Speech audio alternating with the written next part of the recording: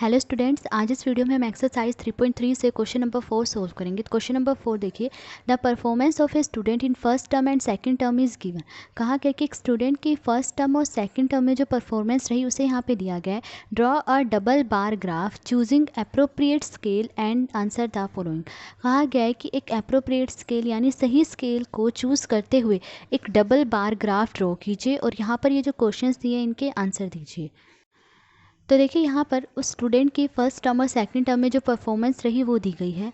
देखिए यहाँ पे सब्जेक्ट्स लिखे गए हैं, English, Hindi, maths, science, social science, ये 5 सब्जेक्ट्स है। ठीक है, यहाँ पे देखिए फर्स्ट टर्म यानी मैक्सिमम मार्क्स 100। तो यहाँ पर देखिए फर्स्ट टर्म में उसकी इन 5 सब्जेक्ट्स में जो परफॉर्मेंस रही वो ये दी गई है।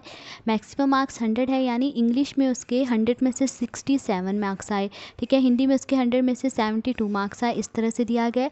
फिर सेकंड टर्म में भी देखिए मैक्सिमम मार्क्स 100 है। ठीक है, अब यहाँ पे सेकंड टर्म में उसकी इन 5 सब्जेक्ट में जो परफॉर्मेंस रही वो दी गई है। तो देखिए इसके लिए हमें डबल बार ग्राफ बनाना है, तो वो बनाएंगे। तो देखिए यहाँ पर मैंने सब्जेक्ट्स लिखे हैं, आपने बराबर दूरी पर इस तरह से निशान लगा लेने हैं और फिर ये 5 सब्जेक्ट्स जो उन्होंने दिए हैं वो लिख लेंगे, English, Hindi, math, science, social science. और यहाँ पे देखिए मैंने ये परफॉर्मेंस लिखी है कि उस स्टूडेंट के फर्स्ट टर्म और सेकंड टर्म में जो परफॉर्मेंस रही है उसे हम यहाँ पे दिखाएंगे। ठीक है, अब देखिए मैक्सिमम मार्क्स 100 में से है, तो इसलिए मैंने यहाँ पे 0 से लेके 100 तक लिखे हैं। ठीक है, और देखिए मैंने यहाँ पे स्केल क्या लिया है, मैंने यहाँ पर 1 यूनिट 10 मार्क्स के इक्वल लिया है। 0 से लेके 10 तक ये 1 यूनिट है, ये 1 यूनिट मैंने 10 मार्क्स के इक्वल ली है। ठीक है, अब देखिए हमें यहाँ पर डबल बार ग्राफ बनाना है। तो देखिए जो फर्स्ट टर्म का बार होगा उसे हम ऐसे शो करेंगे और जो सेकंड टर्म का बार होगा उसे हम इस तरह से शो करेंगे। तो अब यहाँ पे देखिए उस स्टूडेंट के इंग्लिश में फर्स्ट टर्म में कितने मार्क्स आए हैं, 67। तो अब देखिए यहाँ पर ये है इंग्लिश। ठीक है, तो उस स्टूडेंट के फर्स्ट टर्म में इंग्लिश में कितने मार्क्स आए हैं, 67 मार्क्स आए हैं। ठीक है, तो हम यहाँ से ऊपर की तरफ 67 तक जाएंगे। अब देखिए यहाँ पे 60 है। ठीक है, 60 और 70 के बीच में जो है वो 65 आता है। ठीक है, हमें 67 तक जाना है, तो देखिए 65 से थोड़ा सा ऊपर 66 और फिर यहाँ पर क्या होगा, 67 होगा यहाँ पर। तो यानी हमें यहाँ से कहाँ तक जाना है, यहाँ तक जाना है, क्योंकि इंग्लिश में उसके 67 मार्क्स आए ना। तो यहाँ पर आप हल्का सा एक निशान लगा लीजिए इस तरह से। ठीक है, और इसे नीचे की तरफ मिला लीजिए। तो देखिए जो निशान मैंने यहाँ पे लगाया था उसे इस तरह से यहाँ नीचे की तरफ मिला लिया। तो इंग्लिश में फर्स्ट टर्म में उसके 67 मार्क्स आए थे, तो ये बार कहाँ तक गया, 67 तक। अब देखिए इंग्लिश में ही सेकंड टर्म में उसके कितने मार्क्स आए हैं, 70। तो देखिए सेकंड टर्म में उसके इंग्लिश में 70 मार्क्स आए हैं। तो अब हम यहाँ से ऊपर की तरफ, यहाँ पे इंग्लिश है ना, तो यहाँ से ऊपर की तरफ हम 70 तक जाएंगे। तो देखिए यहाँ पर ये है 70। ठीक है, तो यहाँ पर मैं इस तरह से निशान लगा लूँगी। ठीक है, और इसे नीचे की तरफ मिला लूँगी। तो देखिए मैंने यहाँ पे निशान लगाया था ना।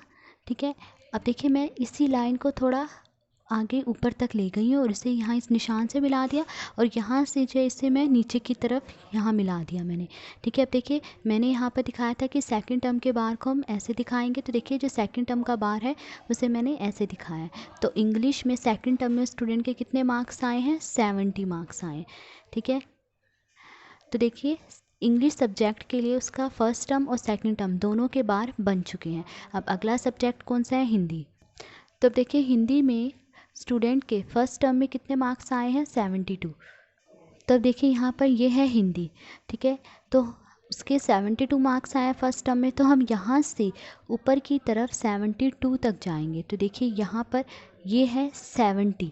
ठीक है, तो देखिए 70 से थोड़ा सा ऊपर 71 होगा और फिर क्या होगा, 72 होगा। तो यानी 72 जो है लगभग यहाँ पर होगा। ठीक है, तो हम इस तरह से देखिए 72 यहाँ पर है ना, ये है 72। तो यहाँ 72 की सीध में मैंने स्केल रख लिया। ठीक है, स्केल की हेल्प से मैं इस 72 की सीध में यहाँ पर एक निशान लगा लूँगी। ठीक है, और इसे नीचे की तरफ मिला लेंगे। तो देखिए जो मैंने निशान लगाया था इसे इस तरह से नीचे की तरफ मिला दिया है, ठीक है। और देखिए आपने ये बात ध्यान रखनी है कि ये जो बार आप बना रहे हैं इन सभी बार की चौड़ाई जो है एक जैसी ही रहनी चाहिए, ठीक है। तो हिंदी में फर्स्ट टर्म में उसके कितने मार्क्स आए हैं, 72 मार्क्स आए हैं। फिर देखिए सेकंड टर्म में उसके हिंदी में कितने मार्क्स आए हैं, 65। तो देखिए हिंदी में उसके सेकंड टर्म में 65 मार्क्स आए हैं। तो यहाँ पे देखिए ये है हिंदी लिखा हुआ, तो अब यहाँ से हम ऊपर की तरफ 65 तक जाएंगे। तो देखिए ये है 60 और 70 के बीच में जो है 65 आएगा, यहाँ पर ये है 65, ठीक है। तो देखिए इस तरह से स्केल की हेल्प लेंगे हम। तो देखिए ये 65 है ना, तो यहाँ 65 की सीध में हम यहाँ पर निशान लगा लेंगे इस तरह से, ठीक है, लगा लिया और इसे नीचे की तरफ मिला देंगे। तो सेकंड टर्म में हिंदी में उसके कितने मार्क्स आए हैं, 65 मार्क्स आए। तो देखिए इस निशान को मैं इस तरह से नीचे की तरफ ले गई हूँ, और क्योंकि सेकंड टर्म का हमने बार बनाया तो इस तरह से ये शेड करेंगे हम इसे। अब अगला सब्जेक्ट देखिए मैथ्स है। मैथ्स में उसके फर्स्ट टर्म में 88 मार्क्स आए हैं। तो देखिए यहाँ पर ये है मैथ्स, ठीक है। तो आप उसके मैथ्स में फ़र्स्ट टर्म में 88 मार्क्स आए हैं, तो यहाँ से हम ऊपर की तरफ देखिए 88 तक जाएंगे, ठीक है। अब देखिए यहाँ पर ये है 80, ठीक है। 80 और 90 के बीच में क्या आता है, 85 आता है, ठीक है। तो देखिए 85 है तो इससे थोड़ा ऊपर 86 होगा, फिर 87 होगा और फिर 88 होगा। तो यहाँ पर होगा 88। तो देखिए लगभग यहाँ पर 88 होगा, ठीक है। तो यहाँ देखिए मैंने इस तरह से ये 88 है ना, तो यहाँ पर स्केल रखा, 88 की सीध में अब हम यहाँ पर निशान लगा लेंगे इस तरह से, ठीक है, और इसे नीचे की तरफ मिला लेंगे। तो देखिए जो निशान लगाया था उसे नीचे की तरफ मैंने मिला लिया। तो मैथ्स में उस स्टूडेंट के कितने मार्क्स आए हैं, फर्स्ट टर्म में 88 मार्क्स आए हैं। अब सेकंड टर्म में देखिए मैथ्स में उसके कितने मार्क्स आए हैं, 95। तो देखिए ये है मैथ्स में उसके 95 मार्क्स आए सेकंड टर्म में। तो हम यहाँ से ऊपर की तरफ 95 तक जाएंगे। तो देखिए यहाँ पर ये है 90, ठीक है। 90 और 100 के बीच में क्या आता है, 95। तो देखिए ये 95 है, ठीक है। तो मैंने यहाँ पे स्केल रखा, ठीक है, और 95 की सीध में मैं यहाँ पर निशान लगा लूँगी, ठीक है, और इसे नीचे की तरफ मिला लेंगे। इस लाइन को ऐसे आगे बढ़ा लेंगे और यहाँ से नीचे की तरफ मिला लेंगे। तो देखिए यहाँ से मैंने इसे थोड़ा ऊपर की तरफ बढ़ा लिया, यहाँ निशान लगाया था ना, और यहाँ से इसे नीचे की तरफ मिला लिया, ठीक है। तो मैथ्स में उसके सेकंड टर्म में कितने मार्क्स आए, 95 आए। तो मैथ्स का देखिए हमने फर्स्ट टर्म और सेकंड टर्म दोनों का ही बार बना दिया। इसे हम डबल बार ग्राफ कहते हैं, क्योंकि यहाँ पे देखिए फर्स्ट टर्म का अलग से बार बन रहा है और सेकंड टर्म का अलग से बार बन रहा है, तो ये डबल बार ग्राफ है, ठीक है। अब अगला सब्जेक्ट है साइंस। अब साइंस में फ़र्स्ट टर्म में उसके 81 मार्क्स आए हैं। तो देखिए ये है साइंस, तो यहाँ से हम ऊपर की तरफ 81 तक जाएंगे, ठीक है। अब देखिए यहाँ पर ये है 80, ठीक है। तो 80 से थोड़ा सा ऊपर यहाँ पर क्या होगा, 81, ठीक है।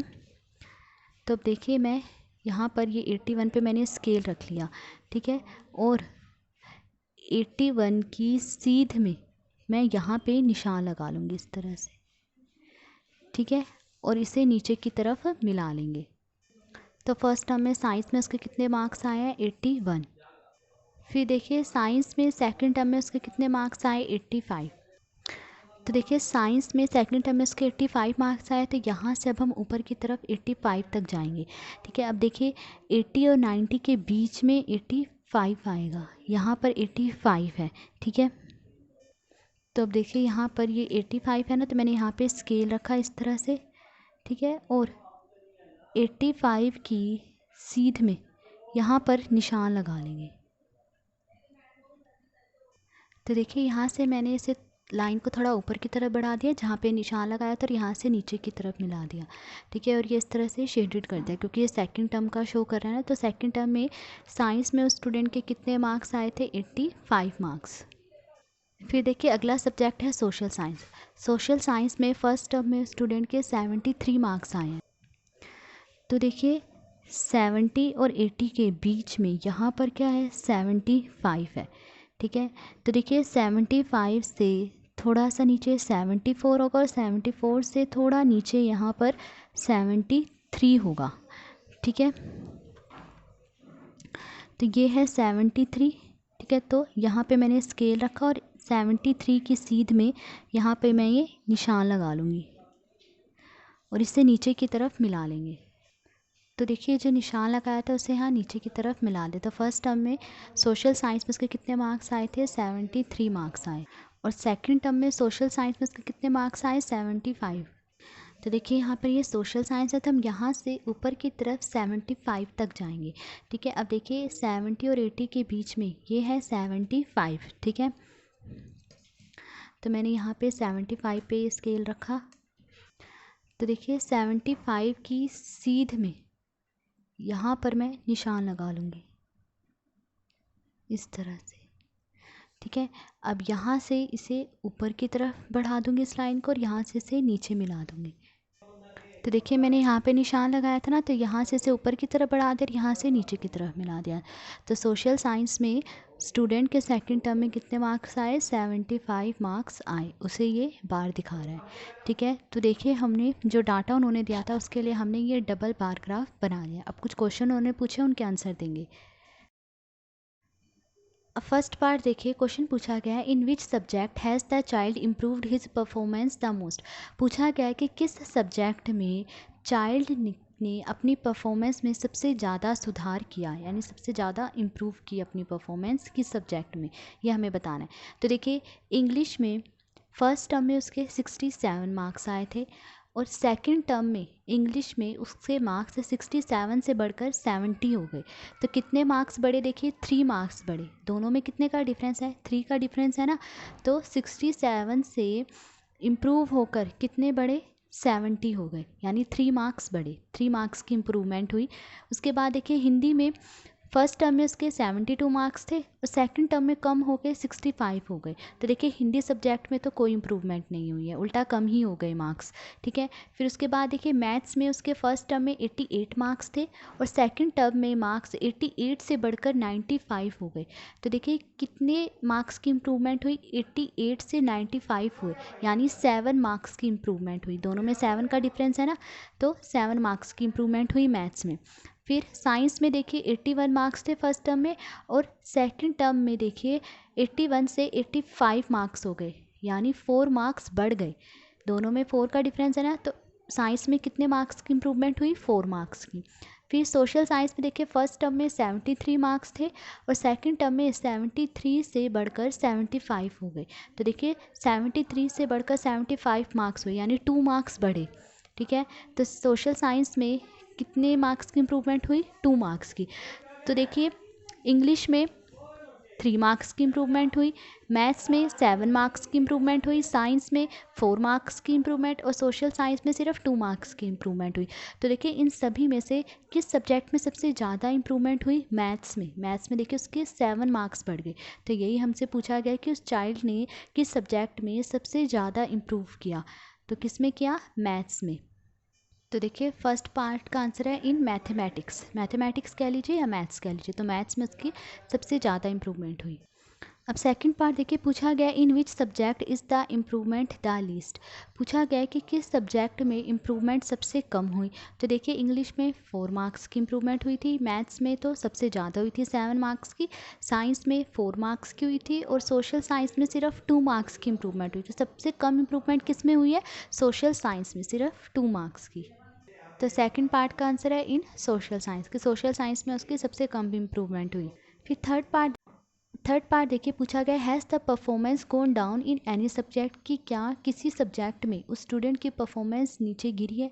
तो देखिए हाँ, हिंदी में उसके फर्स्ट टर्म में 72 मार्क्स आए थे और सेकंड टर्म में मार्क्स कम हो गए 65 मार्क्स ही आए। तो हिंदी में उसकी जो इम्प्रूवमेंट है या उसकी जो परफॉर्मेंस है वो नीचे गिरी है। तो थर्ड पार्ट का आंसर है यस, कि हाँ उसकी परफॉर्मेंस जो है एक सब्जेक्ट में गिरी है और वो सब्जेक्ट है इन हिंदी में गिरी है। ठीक है, तो आज इस वीडियो में हमने क्वेश्चन नंबर 4 सोल्व करा। अगर आपको वीडियो पसंद आई हो तो please like share and subscribe. Thank you.